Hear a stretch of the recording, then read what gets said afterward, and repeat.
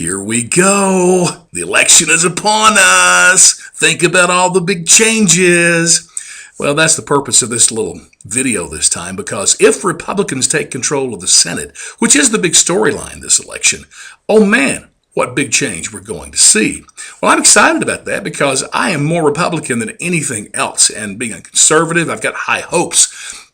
Problem is, I don't know of a single idea Republicans have.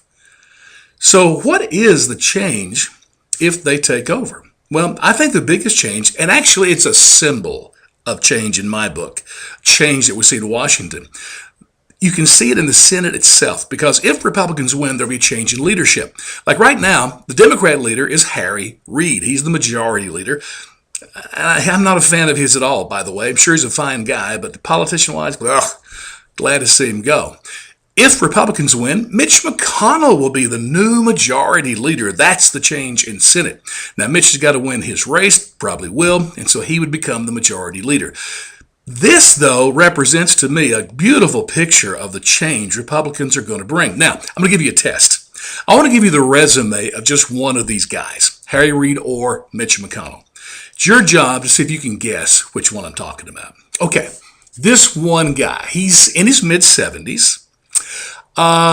He's a lawyer. He's been in the Senate for 3 decades, go all the way back to the 80s. He's a career politician and really has no experience outside of politics, so he doesn't have a clue about real life.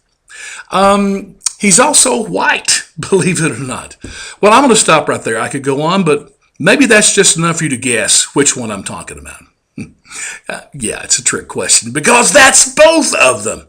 There is no difference at all in these two guys, and that's what's wrong with Washington. You know what? If I were a parent and I had those two as twin sons, I would name one Grid and one Lock, because together they are gridlock. The reason Washington and politics itself is in the mess that it's in is because of career politicians.